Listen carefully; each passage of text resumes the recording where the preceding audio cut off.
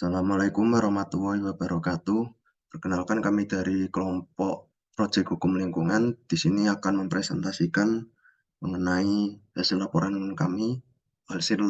observasi kami mengenai tinjauan hukum terhadap pengelolaan limbah B3 dalam mencegah dan menangani pencemaran lingkungan akibat pengelolaan limbah B3. Sebelum itu, izinkan saya untuk memperkenalkan anggota kelompok kami terlebih dahulu. Yang pertama ada saya sendiri, Muhammad Rafi Putra Riyadi. Yang kedua ada Tumpal Paskalis. Yang ketiga ada Muhammad Batar Zakaria. Yang ketiga, yang keempat adalah Beliana Vega Fauza Rahmat. Dan yang terakhir adalah Muhammad Fadli Noval Sukma Ramadan.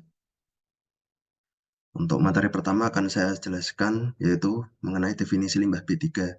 Bahan berbahaya dan beracun atau B3 adalah zat kimia energi dan atau komponen lain yang karena komposisi, konsentrasi, atau jumlahnya, baik secara langsung maupun tidak langsung dapat mencemarkan atau merusak lingkungan hidup, membahayakan kesehatan dan kelangsungan hidup manusia serta makhluk hidup lain, serta dapat membahayakan kelangsungan hidup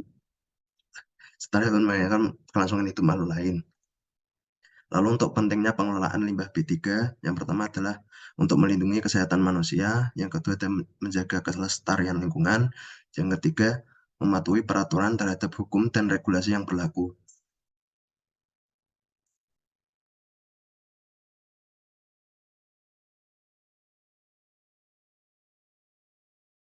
Baik, selanjutnya ada implementasi regulasi pengelolaan limbah B3 dalam kontribusinya terhadap mitigasi pencemaran lingkungan. Dalam pengelolaan limbah B3 harus ditangani dengan baik sehingga dapat terhindar dari kerugian akan pencemaran lingkungan, kesehatan, kesehatan manusia serta lingkungan hidup lainnya. Oleh karenanya dalam pelaksanaan peraturan pemerintah tersebut tentang pengelolaan limbah B3 ini harus dilakukan dan diimplementasikan dengan sistematis dan dibutuhkan tindakan secara tegas terhadap pelanggaran-pelanggaran yang dilakukan. Peraturan pemerintah dan peraturan menteri yang mengatur terkait limbah B3 ini merupakan salah satu bentuk agenda strategi nasional untuk mewujudkan pembangunan yang berkelanjutan, serta sebagai bentuk implementasi dari pasal 59 ayat 1, ayat 7 Undang-Undang Nomor 32 Tahun 2009 tentang Perlindungan dan Pengelolaan Lingkungan Hidup. Next. Tetapi jika kita lihat dalam sisi realitasnya, masih banyak daerah-daerah yang melakukan pelanggaran terkait limbah B3 ini. Di sini kami membawakan atau melakukan observasi dari jurnal-jurnal yang membahas hal yang serupa dan mendapatkan daerah yang menjadi salah satu contoh bentuk pelanggaran regulasi limbah B3 ini, yakni jurnal yang dibuat oleh Absori dan Muhammad Latif yang berasal dari Universitas Muhammadiyah Surakarta, di mana mereka membahas studi implementasi terhadap pengelolaan limbah medis di Rumah Sakit Salatiga. Berdasarkan hasil penelitian jurnal tersebut disebutkan bahwa dalam hasil pemantauan oleh Badan Pengendalian Dampak Lingkungan, Kota Salatiga menyatakan keadaan pengelolaan manajemen limbah B3 tersebut dari fasilitas kesehatan Kota Salatiga sangat memprihatinkan untuk tahun itu. Disebutkan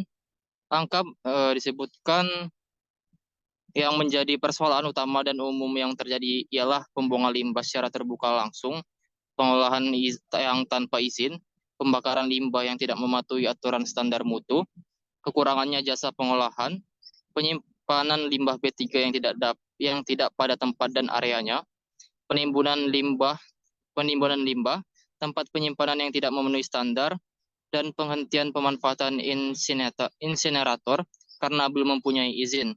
Hal-hal tersebutlah yang menyebabkan penimbunan limbah B3 yang terdapat di Rumah Sakit Salatiga tersebut.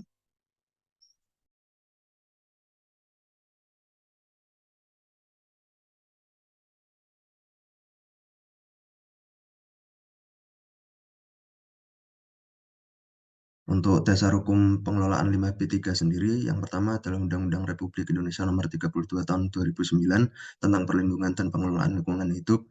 Yang kedua adalah Peraturan Pemerintah Nomor 22 Tahun 2021 tentang Penyelenggaraan Perlindungan dan Pengelolaan Lingkungan Hidup. Dan yang ketiga adalah Peraturan Menteri Lingkungan Hidup dan Kehutanan Nomor 6 Tahun 2021 tentang tata cara dan persyaratan pengelolaan limbah bahan berbahaya dan beracun.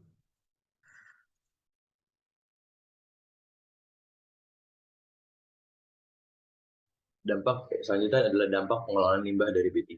Itu limbah air dan bahan sisa dari kegiatan industri yang dibuang ke perairan dapat mengubah pH air dan mengganggu kehidupan organisme air. Dengan adanya pencemaran tersebut sangat berbahaya bagi biota laut karena mengalami keracunan akibatnya. Spesies laut memiliki tingkat toleransi yang berbeda terhadap pencemaran. Beberapa spesies mungkin lebih tahan terhadap pencemaran, atau yang biasa kita sebut yaitu adaptasi lingkungan. Sementara yang lain tidak dapat bertahan menghadapinya. Namun ketika batas adaptasi tersebut terlampaui, ikan dan spesies lain dalam ekosistem tersebut dapat mati. Dengan terjadi kepunahan tersebut berdampak juga pada kehidupan manusia dan makhluk hidup lainnya.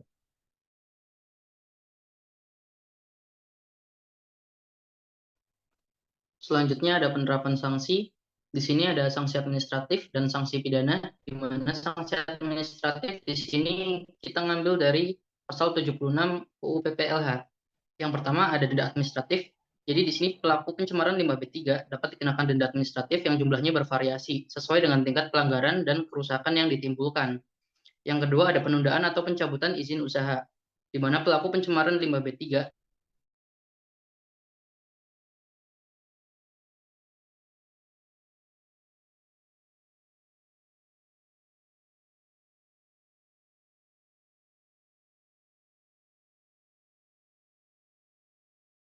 upaya untuk melakukan pemulihan lingkungan hidup yang telah tercemar akibat tindakan mereka.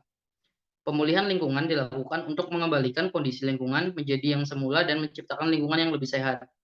Lalu, yang keempat ada penutupan usaha, di mana pelaku pencemaran limbah B3 dapat dikenakan sanksi berupa penutupan usaha jika melanggar aturan yang berlaku dan tindakan mereka berdampak negatif terhadap kesehatan manusia dan lingkungan hidup.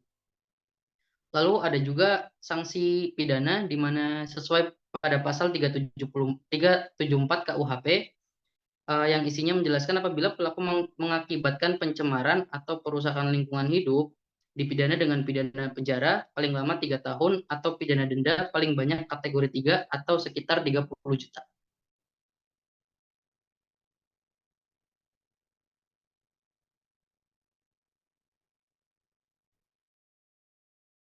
Kesimpulan, menjaga lingkungan dari dampak limbah B3 merupakan salah satu hal yang harus diperhatikan secara terperinci.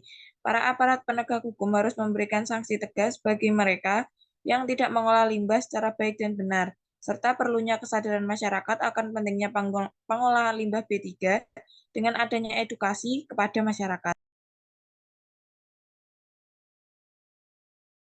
Sekian presentasi dari kelompok kami. Kurang lebihnya mohon maaf. Wassalamualaikum warahmatullahi wabarakatuh.